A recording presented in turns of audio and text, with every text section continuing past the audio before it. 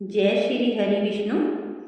आज की इस पावन कथा और जानकारी में हम बात करेंगे उस दिव्य दान की जिसे करने से जीवन के बड़े बड़े दुख दूर हो जाते हैं। कहते हैं कि यदि कोई भक्त सच्चे मन से निर्जला एकादशी के दिन जल से भरे 35 घड़ों का दान करता है तो भगवान विष्णु समय उसके जीवन में सुख, शांति और समृद्धि का आशीर्वाद देते हैं। दोस्तों, निर्जला एकादशी केवल एक व्रत नहीं बल्कि तप, त्याग और श्रद्धा का महापर्व है। इस दिन बिना जल ग्रहण किए भगवान विष्णु का व्रत रखा जाता है, लेकिन जो भक्त पूरे दिन का कठिन व्रत नहीं कर पाते वे जल दान, घड़ा दान और अन्न दान करके भी पुण्य प्राप्त कर सकते हैं। और आज हम जानेंगे 35 घड़ों का दान क्यों किया जाता है, कैसे किया जाता है और इससे कौन कौन से चमत्कारी फल प्राप्त होते हैं। तो वीडियो को अंत तक जरूर देखिएगा, क्योंकि अंत में मैं आपको बताऊंगी एक ऐसा विशेष उपाय जिससे घर की दरिद्रता और दुख दूर होने लगते हैं। पौराणिक कथाओं के अनुसार महाभारत काल में भीमसेन जी भोजन और जल के बिना नहीं रह पाते थे। तब एक महर्षि व्यास जी ने उन्हें कहा कि यदि तुम वर्ष भर की सभी एकादशी का फल पाना चाहते हो तो ज्येष्ठ मास की शुक्ल पक्ष की निर्जला एकादशी का व्रत करो। भीमसेन जी ने यह कठिन व्रत किया और उन्हें सभी एकादशी का पुण्य प्राप्त हुआ। तभी से यह एकादशी अत्यंत पवित्र और फलदायी मानी जाती है।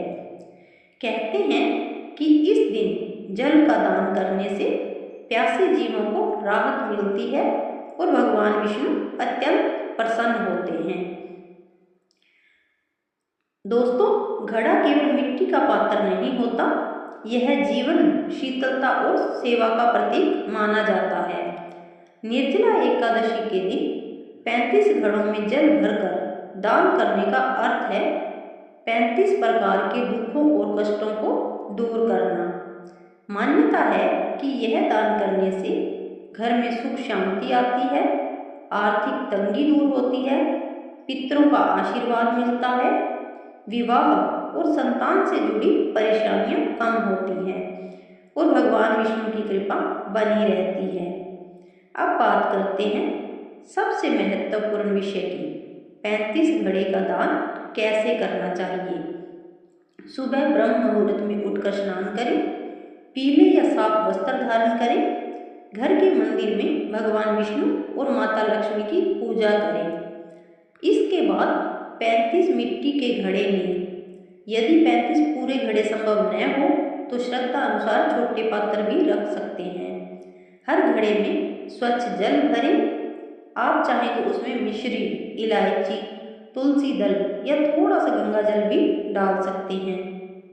इसके बाद भगवान विष्णु का नाम लेते हुए कहें, हे प्रभु, यह जल दान में आपकी कृपा प्राप्ति और समस्त जीवों की सेवा के लिए कर रही हूँ या कर रहा हूँ।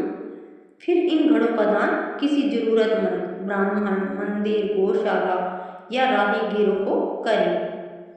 दोस्तों, दान तभी सफल माना जाता है जब उसमें अहंकार न हो। दान करते समय कभी भी दिखावा न करें, किसी जरूरतमंद या गरीब का अपमान न करें। दान हमेशा श्रद्धा और विनम्रता से करें। यदि संभव हो तो जल के साथ पंखा, छाता, फल, वस्त्र या सत्तू का भी दान कर सकते हैं। गर्मी के दिनों में यह दान अत्यंत पुण्यदायी फल माना जाता है। अब सुनते हैं एक छोटी सी प्रेरणादायक कथा। एक गांव में एक गरीब वृद्धा रहती थी। उसके पास धन नहीं था, लेकिन भगवान विष्णु पर अटूट विश्वास था। निर्जला एकादशी के दिन उसने केवल एक छोटा सा मिट्टी का घड़ा जल से भरकर मंदिर में दान किया। लोग उसका मजाक उड़ाने लगे, लेकिन वृद्धा ने मुस्कुराकर कहा, मेरे पास धन नहीं पर श्रद्धा पूरी है। कहते हैं उसी रात भगवान विष्णु ने पुजारी को स्वप्न दिया और कहा, आज सबसे बड़ा दान उसी वृद्धा ने किया है जिसने सच्चे मन से जल अर्पित किया। धीरे धीरे उस वृद्धा के जीवन के सारे कष्ट दूर होने लगे।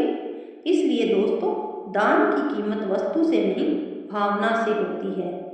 अब जानते हैं कि निर्जला एकादशी पर क्या करें। इस दिन भगवान विष्णु का मंत्र जाप करें। ओम नमो भगवते वासुदेवाय का जप करें।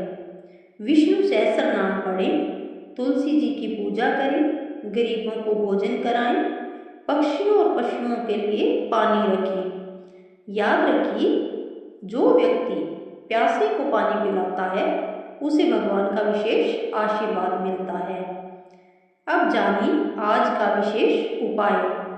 निर्जला एकादशी की शाम को एक दीपक भगवान विष्णु के सामने जलाएं। उसमें थोड़ा सा घी और एक लौंग डाल दें। फिर हाथ जोड़कर अपनी मनोकामना बोलें। मान्यता है कि इससे रुके हुए कार्य पूरे होने लगते हैं और घर में सकारात्मक ऊर्जा आती है। तो भक्तों, निर्जला एकादशी का यह पावन दिन हमें सेवा, त्याग और दया का संदेश देता है। यदि आप भी इस दिन श्रद्धा से जल दान करते हैं तो भगवान विष्णु आपके जीवन में सुख और शांति अवश्य देंगे। अगर आपको यह जानकारी अच्छी लगी हो तो वीडियो को लाइक जरूर करें और कमेंट में लिखें जय श्री हरि विष्णु। आप सभी पर भगवान विष्णु और माता लक्ष्मी की कृपा हमेशा बनी रहे। धन्यवाद। जय श्री हरि, जय माँ लक्ष्मी।